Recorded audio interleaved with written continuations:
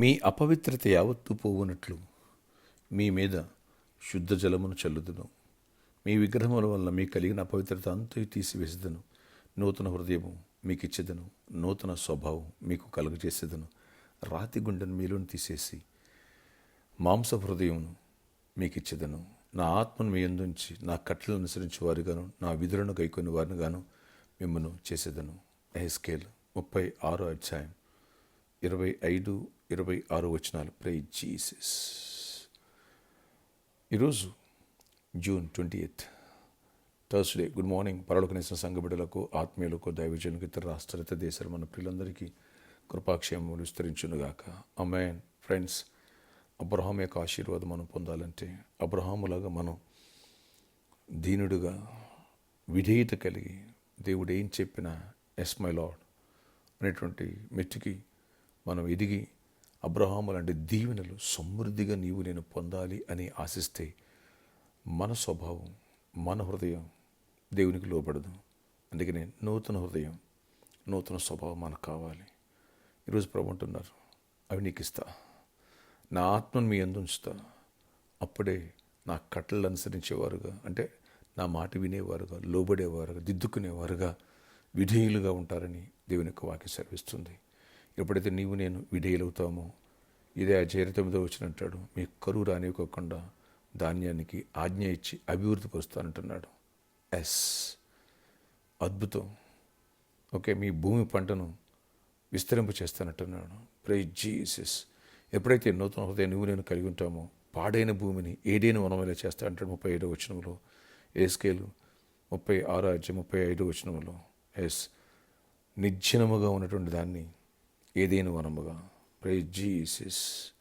ఇలాంటి కృపిస్తా అంటున్నారు దేవుడు. ఈరోజు ఇది వాగ్దానం. నూతన హృదయము, నూతన ఆత్మ. నేను పొందానన్నా, రక్షణ పొందానన్నా, మారుమూసి పొందానన్నా కరెక్టే.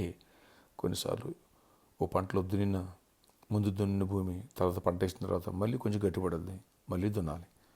అప్పుడు మళ్ళీ పంట వేయడానికి అనుకూలంగా ఉంటుంది. ఎప్పుడైతే మన హృదయం ఆ రీతిగా విరిగిన హృదయంలా నూతన హృదయంతో కలిగి ఉంటామో, అప్పుడే దేవుని యొక్క వాక్యము మనలో పలుస్తుంది. లేదా రాతి నేలని, గట్టి నేలను పడిన విత్తనం వలె అయిపోతాం.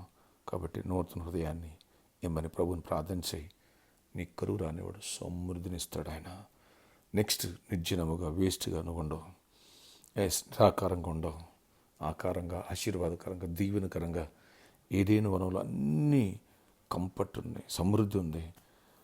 అలాంటి కృప దేవుడు మనకి పరిచర్యకి మనం ఆశిస్తున్నారు. చుట్టిద్దామా? వాగ్దాన్ని రిసీవ్ చేసుకుందామా? అబ్రహాం యొక్క ఆశీర్వాదానికి వారసులవుదామా?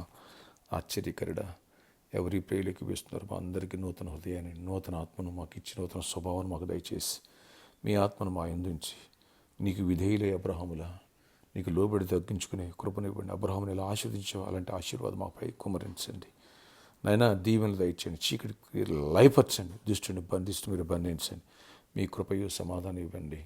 నాయనా, పాడైన భూమిని ఏదైనా వల్ల చేస్తే ప్రతి ఒక్కరు ఏదైనా వాళ్ళు సమృద్ధిని కలిగి ఉండాలి, అన్నీ కలిగి ఉండాలి, దీవెన కలిగి ఉండాలి, మీ ఆశీర్వాదం కలిగి ఉండాలి. మీకు మహిమ రావాలి మా జీవితాల ద్వారా. అంతగా దీవించండి. పడిపోయిన వారు లేవనెత్తండి. రక్షణ పొందాలి, రాకడికి సిద్ధపడుతూ అనేకులు సిద్ధపరచాలి. ఇటు సమృద్ధిని కలిగి జీవించాలి. దేవుని బట్టి ఎంతగా దీవించబడతారా అనంతగా ప్రతి ఒక్కరిని ఆశీర్వాద. జాబ్స్ ఇవ్వండి, హైక్స్ ఇవ్వండి, బిజినెస్లు ఇవ్వండి, సమృద్ధిని ఇవ్వండి, ఫైనాన్షియల్గా బ్లెస్ చేయండి, హెల్త్ పరంగా బ్లెస్ చేయండి. ప్రతి వ్యాధిని వేళతో తీసేయండి.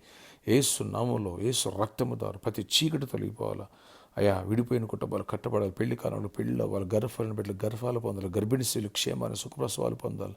చిన్న బిడ్డలు, యవనస్తులు, స్కూల్స్, కాలేజ్ రీఓపెన్ అయ్యి ఆయన అన్నిట్లో తోడయండి. మీ జ్ఞానాత్మ నుంచి కావాల్సిన ఫీజులు కట్టుకోవడానికి కూడా మనీ అన్నీ సమకూర్చండి. ఆయన ప్రతి ఒక్కరిని బ్లెస్ చేయండి. ప్రతి ఒక్కరిని ఆశీర్వదించండి. ప్రతి ఒక్కరి పట్ల నీ ఆశ్చర్యమైన కార్యాలు జరిగించుకుని కృపాక్షేమం ప్రతి ఒక్కరిపై కుమ్మరించమని, ఆయన క్షేమాన్ని ఇమ్మని. ఈరోజు బర్త్డే, వెడ్డింగ్ అనిజర్మెంట్ దీవించి దీర్ఘాయుష్ కృపై సమాధానం ఇచ్చి నడిపించుకుని మహిమ ఇచ్చిందని పరిచయం దీవించండి. ఆ ప్రామిస్లను కూడా దీవించి ఆటంకాలను కొట్టివేసి కృప చూపించండి. మా ప్రతి అవసరాలు తీర్చండి. అయినా ఎక్కడ శత్రులు బారినపడిన శత్రువులు మా పాదముల కింద పీఠంగా మారాలి. శత్రువులు ఎదుటి భోజనం సిద్ధపరుస్తాను. ఆ మేర కృప చూపించి అబ్రహాముకి వెళ్తే శత్రుల మీద ఎలా విజయాన్ని ఇచ్చావో అలాంటి విజయాన్ని అబ్రహాంకి ఇచ్చిన మాకు ఇచ్చి బహు సముద్రం నుంచి మహిమ చెందమని, జయమని ఇమ్మని. ఈరోజు ఇంటర్వ్యూకి వెళ్తే బిడ్డలు తోడై ఉండండి. జాబ్కి వెళ్తున్న బిడ్డలు తోడేయండి. రాకపోకలు యాక్సిడెంట్స్ పెట్టి మా ప్రతి పనులు తోడేయండి. ఏ ఆటంకాలు లేకుండా విజయాలు ఇవ్వమని యేసు నామములో ప్రార్థిస్తున్న తండ్రి. ఆమేన్. May God bless you all. Have a nice day.